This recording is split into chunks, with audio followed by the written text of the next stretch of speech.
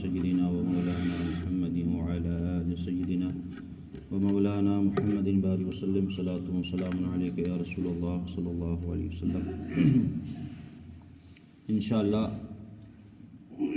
ایک ہفتہ حدیث پاک کا بیان اور ایک ہفتہ قرآن پاک کا ترجمہ و تفسیر انشاءاللہ بیان ہوا کرے گی، کیونکہ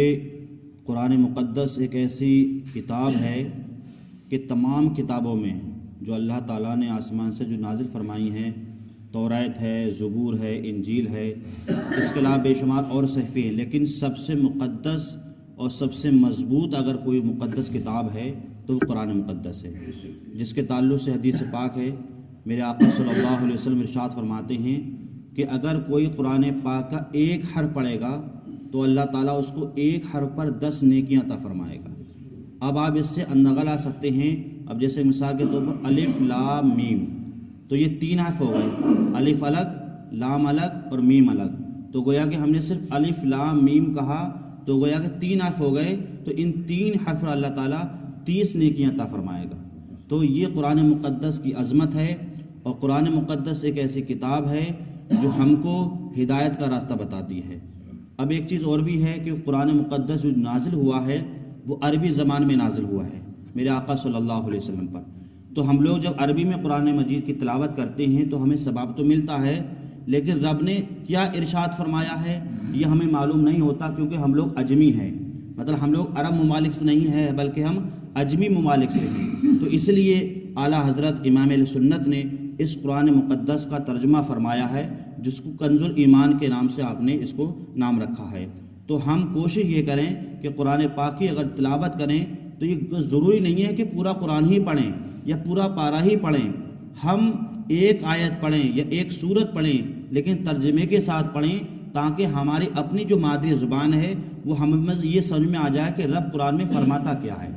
اور وہ لوگ جو قرآن پاک اب تک نہیں پڑھ پائے تو انہیں چاہیے کہ کچھ صورتیں یاد کرنے کے بعد انہی کی تلاوت کرتے رہیں، کیونکہ قرآن مقدس ایک ایسی قسم کتاب ہے کہ کوئی وظیفہ کام نہیں آئے گا جو قرآن مقدس کی آیت کریمہ ہمارے کام آئیں گی۔ تو سب سے پہلا آپ یہ دیکھیں کہ انشاءاللہ ہم جو قرآن پاک کا ترجمہ جو شروع کریں گے وہ سورہ یاسین سے شروع کریں گے، اور سورہ یاسین کے تعلق سے میرے آقا نے ارشاد فرمایا کہ ہر چیز کا ایک دل ہوتا ہے، انسان ہو، جانور ہو، چرند ہو، پرند ہو، کوئی بھی ہو، ہر ایک کا ایک دل ہوتا ہے، لیکن سورہ یاسین قرآن پاک کا دل ہے۔ تو گویا کہ قرآن پاک کی اتنی عظمت ہے، اور اسی سورہ یاسین کے تعلق سے میرے آقا نے ارشاد فرمایا کہ جو شخص ایک مرتبہ سورہ یاسین کی تلاوت کرے گا تو اللہ تبارک و تعالیٰ اس کو 10 قرآن پاک پڑھنے کے برابر ثواب عطا فرمائے گا۔ تو یہ سورہ یاسین کی عظمت ہے۔ اور ایک جگہ آپ ارشاد فرماتے ہیں کہ اپنی موتوں کے پاس میں، مطلب جن لوگوں کو نزا کا وقت ہو تو ان کے پاس سورہ یاسین کی تلاوت کرو، کیونکہ سورہ یاسین کی تلاوت سے اس کی روح جو ہے وہ آسانی سے نکل جاتی ہے۔ تو ہمیں اپنے گھروں میں جو ہے اس کی تلاوت کرنا چاہیے۔ قرآن میرا فرماتا ہے یاسین والقرآن الحکیم۔ یاسین یہ لفظ جو ہے آپ نے یہ سورہ قرآن میں پڑھا ہوگا، کہیں یاسین آتا ہے، کہیں الف لام میم آتا ہے، کہیں کاف ہا یا عین صاد آتا ہے۔ تو یہ حروف جو ہے یہ حروف مقطعات کہلاتے ہیں، مطلب اس کا جو معنی ہے وہ صرف رب ہی کو معلوم ہے، اور رب کی عطا سے رب کے رسولوں کو معلوم ہوتا ہے۔ تو اس کے بارے میں اعلیٰ حضرت نے فرمایا کہ کسی کا نام یاسین رکھنا یہ منع ہے، کیونکہ یاسین جو بولا جائے گا وہ صرف رب کی ذات کے لیے ہے، تو ہمیں یاسین نہیں کہنا چاہیے، بلکہ اگر کسی کا نام یاسین ہے تو وہ غلام یاسین کہے، کیونکہ یاسین یہ ذات صرف رب کی ہے تو اس کو غلام یاسین کہنا چاہیے۔ یہ امام اہل سنت فرماتے ہیں والقرآن الحکیم، حکمت والے قرآن کی قسم، کیونکہ یہ قرآن مقدس جو ہے وہ حکمت والا ہے۔ انکا لمن المرسلین، بے شک تم سیدھی راہ بھیجے گئے ہو، یعنی یہ آیت کریمہ حضور اکرم صلی اللہ علیہ وسلم کے تعلق سے نازل ہوئی کہ آپ جو بھیجے گئے ہیں وہ سیدھی راہ بھیجے گئے ہیں۔ سیدھی راہ بھیجنے سے مراد یہ ہے کہ آپ جو رسول بنا کر بھیجے گئے ہیں وہ اس لیے بھیجے گئے ہیں کہ جو لوگ راہ راستے ہٹ گئے ہیں ان کو آپ سیدھی راہ پر لاؤ، کیونکہ میرے آقا صلی اللہ علیہ وسلم جب مکہ کے اندر جب آپ تشریف لائے تھے تو اس وقت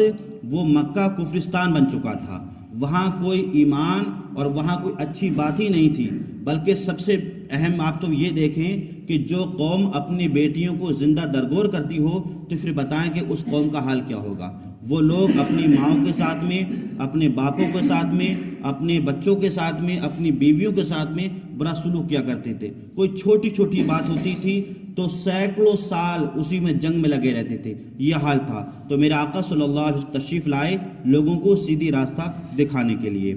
تنزیل العزیز الرحیم، عزت والے مہربان کا اتارا ہوا۔ کس لیے؟ لِتُنذِرَ قَوْمًا